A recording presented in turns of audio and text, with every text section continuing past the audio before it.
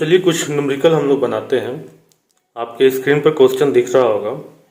इस क्वेश्चन में कहा जा रहा है कि find the magnitude of EMF. हमें क्या निकालना है? ईएमएफ का मैग्नीट्यूड मालूम करना है।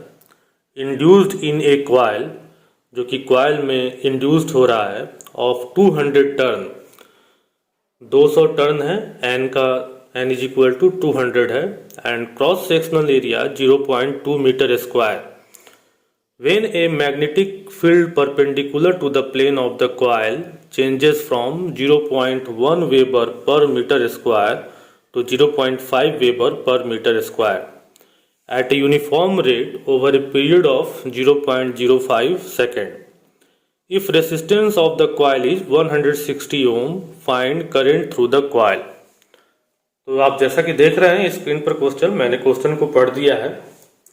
आप इस तरह के क्वेश्चन को देखकर पहले खुद बनाने की कोशिश करेंगे और उसके बाद फिर आगे वीडियो में मेरे बताए हुए सॉल्यूशन को चेक करेंगे।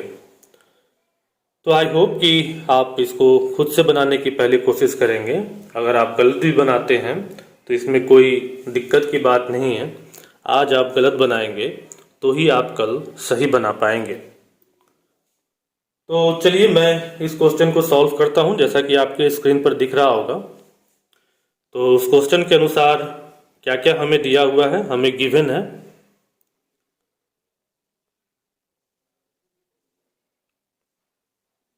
गिवन में क्या क्या दिया हुआ है हमें?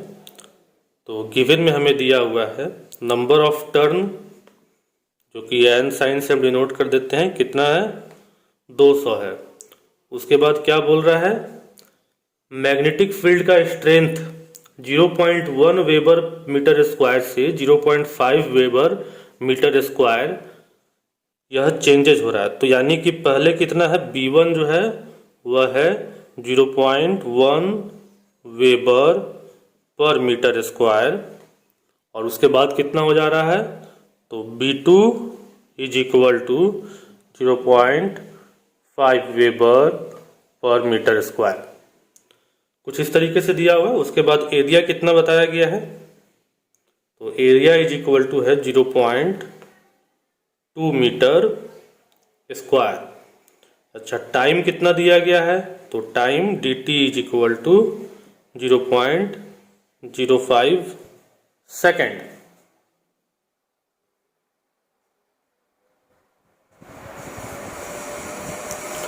ओके, 0.05 सेकेंड टाइम हो गया हमारा।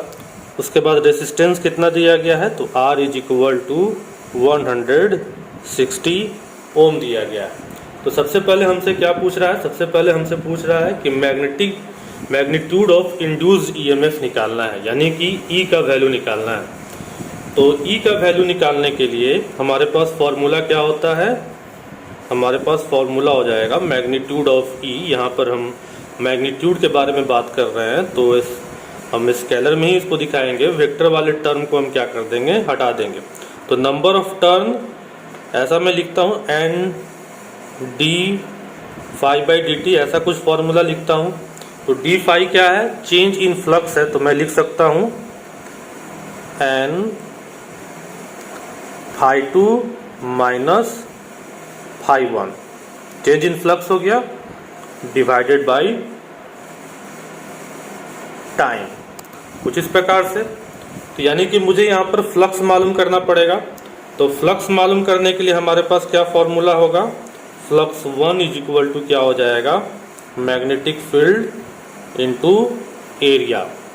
तो पहला वाला मैग्नेटिक फील्ड कितना है? 0.1 है, 0.2 एरिया हो गया, तो कितना हो गया? 0.02 वेबर हो गया। उसी तरह से फाई 2 में मालूम कर लेता हूँ। फाई 2 क्या हो जाएगा? B2A हो जाएगा।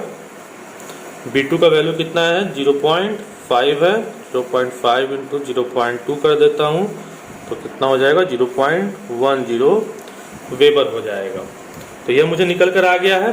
अब इस फॉर्मूला में मैं फिट कर देता हूँ। तो इस फॉर्मूला में मैं फिट करूँगा तो क्या होगा?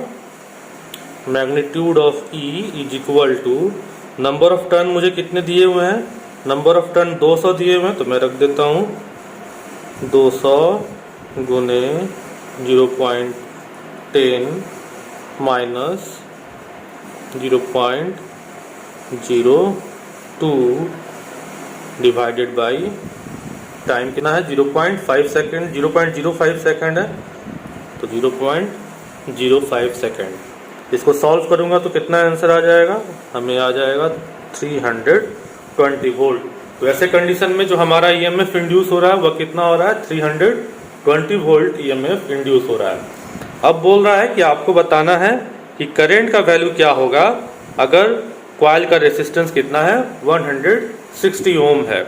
तो करंट का वैल्यू निकालने के लिए हमारे पास I = V/R ये फॉर्मूला लिख सकते हैं। यहाँ पर V हमारा क्या है, E है, तो E/R लिख सकते हैं। E हमने निकाल लिया है कितना, 320, और R का वैल्यू कितना दिया हुआ है, 160। तो इसको कर देते हैं तो निकल कर आ गया 2 एम्पियर करंट यहाँ पर फॉलो करेगा। तो आई होप कि आप इस क्वेश्चन को अच्छे तरीके से समझ गए होंगे। अब हम लोग बढ़ते हैं किसी और नए क्वेश्चन की ओर। तो अब कुछ नेक्स्ट क्वेश्चन की ओर चलते हैं। आपके स्क्रीन पर जैसा कि दिख रहा होगा, नेक्स्ट क्वेश्चन है हमारा, the magnetic field perpendicular to the plane of a loop of area 0.1 meter square is 0.2 tesla, calculate the magnetic flux through the loop. तो इस क्वेश्चन में क्या कहा जा रहा है, इस क्वेश्चन में कहा जा रहा है कि कोई मैग्नेटिक फील्ड जो है वह किसी प्लेन से क्या है, परपेंडिकुलर है, और उस प्लेन का, उस लूप का जो एरिया बताया गया है वह 0.1 मीटर स्क्वायर बताया गया है, और मैग्नेटिक फील्ड का स्ट्रेंथ क्या बताया गया है, तो वह बताया गया है 0.2 टेस्ला। तो आपको क्या पता करना है, पता करना है कि इसका मैग्नेटिक फ्लक्स कितना होगा। तो देखेंगे इस क्वेश्चन में हमें क्या क्या चीजें दी गई हैं। इस क्वेश्चन में हमें दिया गया है मैग्नेटिक फील्ड जिसका वैल्यू है 0.2 टेस्ला। उसके बाद और क्या बोला गया है, एरिया बताया गया है, एरिया कितना दिया गया है, 0.1 मीटर स्क्वायर। और क्या बोला गया है कि परपेंडिकुलर है, तो परपेंडिकुलर है यानी कि सीधा सीधी है, तो मैं यहाँ पर थीटा = ले लेता हूँ 0 डिग्री। तो हमारे पास फॉर्मूला क्या होता है, फ्लक्स मुझे निकालना है, मैग्नेटिक फ्लक्स। तो मैग्नेटिक फ्लक्स का फॉर्मूला होता है φB = BA cos थीटा। ये मैंने 0 क्यों लिया है, ये देख लें, ये ऐसे बिल्कुल यहाँ पर है, तो बिल्कुल परपेंडिकुलर है। तो परपेंडिकुलर है तो इस जगह से मैं जब एंगल बनाऊंगा तो क्या मुझे मिलेगा, 0 डिग्री का ही एंगल मिलेगा।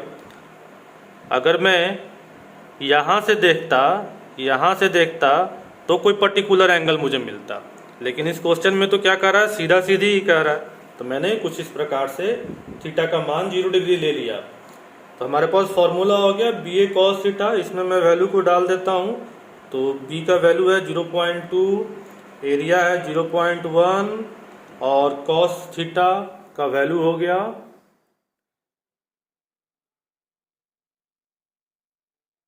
cos थीटा का वैल्यू हो गया, cos 0 का वैल्यू हो गया 1। तो इसको मैं सॉल्व करूंगा तो क्या निकल कर आ जाएगा 0.02 वेबर। तो अब आप नेक्स्ट क्वेश्चन देख रहे हैं आपकी स्क्रीन पर, जैसा कि लिखा हुआ है, मैं पढ़ देता हूँ। The magnitude of the magnetic field 80 centimetre from the axis of a long straight infinite wire is 7.0 mu T, calculate the current in the wire. तो क्या कह रहा है क्वेश्चन में, क्वेश्चन में कह रहा है कि किसी मैग्नेटिक फील्ड का जो मैग्नीट्यूड है वह 80 सेंटीमीटर दूर पर देखा जा रहा है एक्सिस से, किसी लॉन्ग वायर जो कि इन्फिनाइटली लॉन्ग है उससे, और उसका मैग्नेटिक फील्ड कितना स्ट्रेंथ बताया जा रहा है, तो 7 म्यू टी बताया जा रहा है कि उसका मैग्नेटिक फील्ड का स्ट्रेंथ है। तो आपको बताना है कि उस वायर में कितना करंट कैरी होगा। तो इस क्वेश्चन में क्या क्या चीज़ें हमें दी गई हैं, इस क्वेश्चन में हमें बोला गया है मैग्नेटिक फील्ड दे दिया गया है, स्ट्रेंथ। तो मैग्नेटिक फील्ड का स्ट्रेंथ कितना है, 7.0 म्यू टी। आप देखेंगे यहाँ पर इस क्वेश्चन में पहले बात किया गया मैग्नीट्यूड का, लेकिन जो वैल्यू दिया गया है वह पहले 80 सेंटीमीटर दिया गया। तो यूनिट के हिसाब से आप हमेशा इस बात का निर्णय लेंगे कि कौन सा वैल्यू जो है वह क्या बता रहा है। अब 80 सेंटीमीटर जो बता रहा है वो जायज़ बात है कि वह मैग्नेटिक फील्ड का मैग्नीट्यूड नहीं बता रहा होगा। सेंटीमीटर है तो सेंटीमीटर जो है वो हमेशा डिस्टेंस बता रहा होगा। तो मैग्नेटिक फील्ड का मैग्नीट्यूड का यूनिट क्या होता है, टेस्ला होता है। तो यानी कि म्यू टी वाला जो दिया हुआ वैल्यू है वो हमें क्या बता रहा है, मैग्नीट्यूड बता रहा है। तो यहाँ पर हमारे पास b का वैल्यू क्या हो गया, 7.0 म्यू टी हो गया। अब म्यू लिखा हुआ है तो मैं इसको टेस्ला में कन्वर्ट कर लेता हूँ। तो टेस्ला में कन्वर्ट करूँगा तो यह कितना वैल्यू का हो जाएगा, यह हो जाएगा 7 × 10⁻⁻6 टेस्ला हो जाएगा। ओके, अब डिस्टेंस दिया गया है तो डिस्टेंस x में मान लूँ तो कितना दिया गया है, 80 सेंटीमीटर दिया गया है, 80 सेंटीमीटर दिया गया। तो सेंटीमीटर को मैं मीटर में कन्वर्ट कर लेता हूँ तो कितना हो जाएगा, 0.8 मीटर हो जाएगा। अब हमारे पास फॉर्मूला क्या होता है, तो फॉर्मूला होता है b = μ0 4x × 2I/x। यह बात मैंने आपको लास्ट वीडियो में प्रूफ करके बता दिया है। आप लास्ट वीडियो में जो बायोट-सैवर्ट्स लॉ के मदद से हम लोग एप्लीकेशन में देख रहे थे वहाँ पर इस बात को मैंने बता दिया है। तो ये हमारा फॉर्मूला हो गया। इसमें हमें निकालना क्या है, करंट का वैल्यू निकालना है। तो करंट क्या हो जाएगा, I = हो जाएगा bx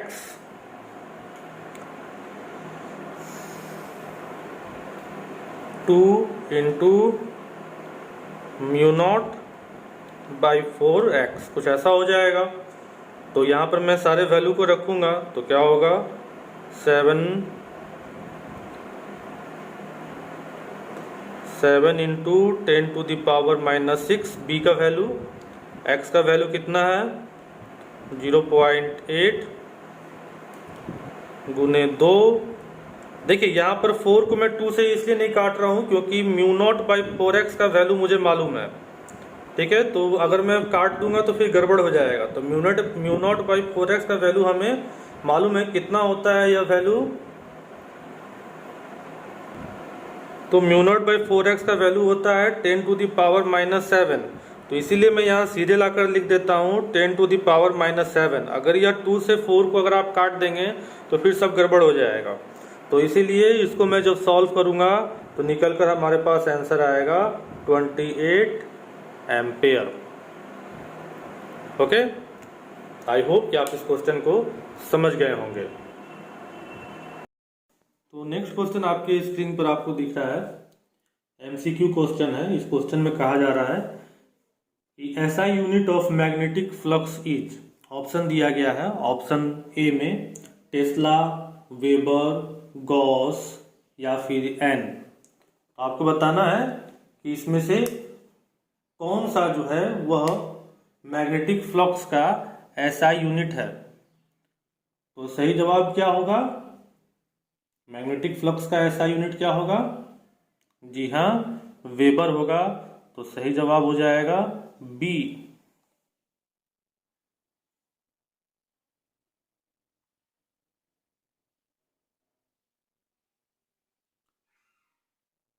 नेक्स्ट क्वेश्चन में आप देख रहे हैं कि नेक्स्ट क्वेश्चन में बोला जा रहा है the cause of induced EMF in a closed coil is.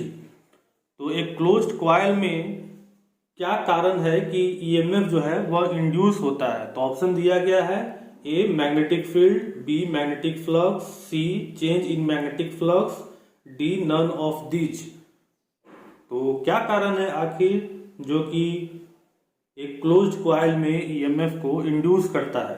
तो इसका सही जवाब होगा C, change in magnetic flux. जब मैग्नेटिक फ्लक्स चेंज होता है तभी हमारा ईएमएफ जो है वह इंड्यूस होता है। नेक्स्ट क्वेश्चन देखते हैं। नेक्स्ट क्वेश्चन में कहा जा रहा है Lenz law in accordance with the law of conservation. तो मैंने आपको बताया है कि लेंज लॉ क्या करता है, कंजर्वेशन लॉ ऑफ सिद्धांत को बताता है, उसका पुष्टि करता है। तो ऑप्शन है ए मास, बी एनर्जी, सी मोमेंटम, डी चार्ज। तो किसके कंजर्वेशन को यह करता है, तो यह law of conservation of energy के सिद्धांत को करता है। तो इसका करेक्ट आंसर हो जाएगा बी।